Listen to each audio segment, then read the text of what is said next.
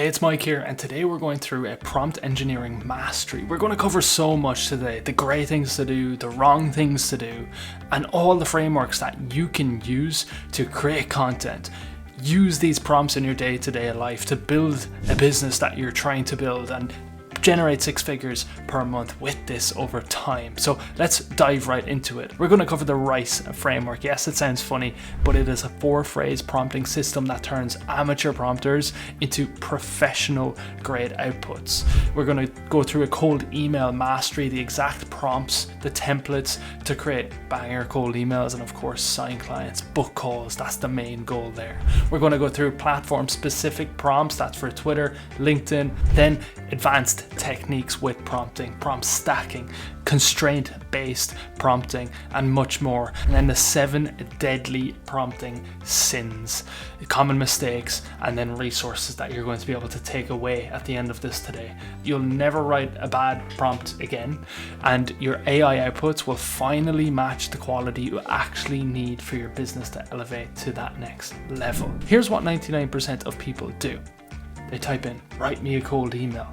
They'll say, create me a social media post, make a newsletter. This is prompt poverty. You're giving the AI the equivalent of asking a world-class chef to make food and expecting a 5-star meal. Look, bad prompts lead to bad results and money lost. So generic cold emails that get 0.5% response rates, social media posts that gets 3 likes from your mom, your family, and that's it. And content that sounds like it was written by a robot having a stroke. Good prompts will give you professional results and actually revenue for your business. Let's start with the RICE prompting framework. Every professional prompt needs these 4 elements. Let's deal with them. R for role, I for instructions, C for context, and E for examples. So with role is, who is the AI pretending to be? What are they doing the role play as? Who are they?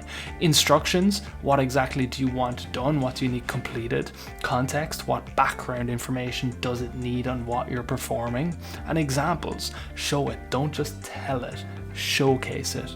This is the exact framework used by agencies charging 10K a month for just their single AI individual services. And today you're going to get access to all that as well. Let's dive into cold email mastery. An amateur prompt would be, write a cold email to get clients, please. The result means generic trash that gets deleted instantly, they don't open it. So here's a professional prompt. Now, I'm not going to walk through this. You can pause the video here and actually read through this yourself and take advantage of it. This is so much more in depth. You have the role, you have the instructions you give it, you have the context you give it, and the examples then from there. Okay, so you want to decide who you're prompting for. Is it a tech SaaS prompt? Is it an agency prompt? Is it an e-commerce prompt? Professional services? And you can also add credibility, like add different specific client results, industry recognition, social proof. Let's say you have 500 testimonials, you can tell it all about that and it will prompt much better. Now let's deal with platform specific prompt engineering, because this is super important for my business and growing on social media. We have LinkedIn authority posts, Twitter thread mastery, and Instagram engagement posts. So with LinkedIn, here's the framework. Again, look at this. You're going through the role, the instructions, the context, and the examples. We have the exact same thing, but I want you to use your ideal customer profile. I want you to use your offer document. Create these things that you can feed the AI and it will come out with something 10 times better. That's for LinkedIn. Very similar with Twitter, but slight variations here. We have the role again, we have the instructions. So the role is different. It's acting as a different creator. The instructions are very similar because it's the ICP and the offer, and then the hook, the promise, the story, the framework, the conclusion, and the CTA. So that's what you're giving it. Tweet 1, tweet 2. This is going to write a thread. So all the way down to tweet 12. This framework is incredible. It's got me millions of views over the last number of months. And then you have your context and your examples. Instagram engagement posts. These are so important again for my business. I've really been pushing the Instagram side of things and it's been growing like crazy because of this exact prompt, and it's added 5 figures of revenue to my business over the past couple of months. So you have the story-driven approach. Again, the role is different here. You're an Instagram content creator known for relatable business stories that get thousands of comments. You're giving it confidence almost. Your instructions then, again, you have your ICP and your offer document attached, and then you have these 4 points here. So relatable struggle, show the transformation, provide practical advice, and end it with a question about their experience. And then again, the context, the examples, and old posts that you like. Give it those examples. Now let's move quickly on to advanced prompting techniques. So the prompt stack method. Instead of one massive prompt, you can actually stack multiple focus prompts. So go step 1, step 2, step 3, step 4, etc. Step 1 is a research prompt. So you're going to research my target audience and fill in the description here and provide these 4 different points. Again, you can literally just rip my prompts here. Don't feel like you're stealing it. That's what I want you to do. Step 2 is the ideation prompt, and the result that these give you is just insane. You need to test it out for the proof. Step 2 is that ideation prompt. Based on the research above, generate 10 content ideas that do these 4 points again. So you have step 1, then step 2 ties into step 1. So based on the research above, give me X, Y, Z. And then step 3 is that creation prompt. So take the idea basically from above and create the specific type of content. Now that's the prompt stack method that we use inside Casually Convert.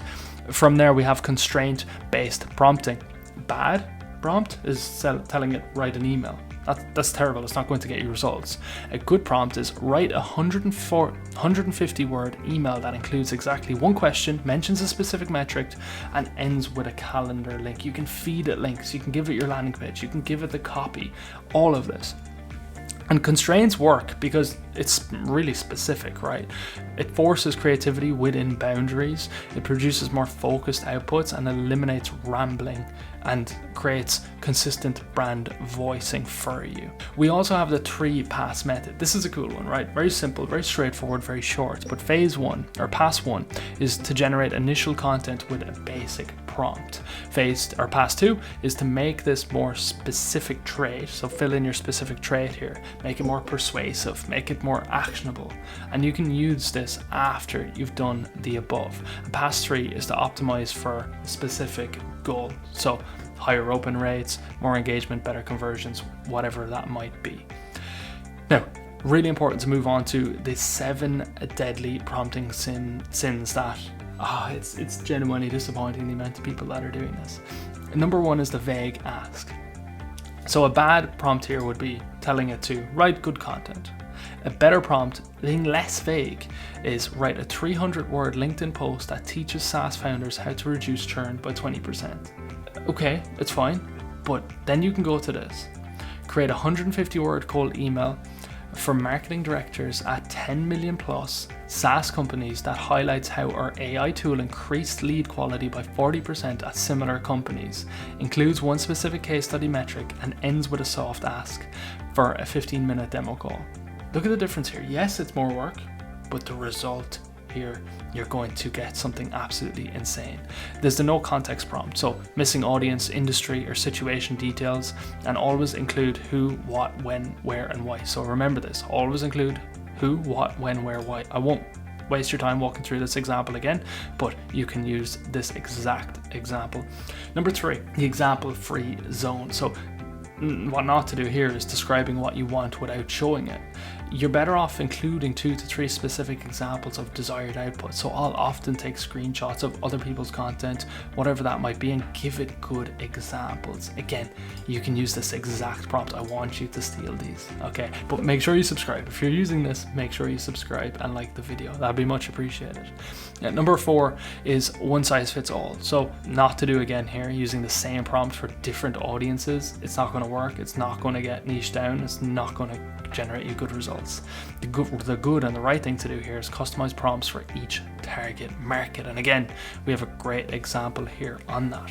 Number 5, the no success metric. So what not to do is not defining what good looks like, and what to do is specify the desired outcomes and measurements. So if you tell it we want XYZ, it will get you that. You just need to be more in depth and more thoughtful on the prompting that you're doing.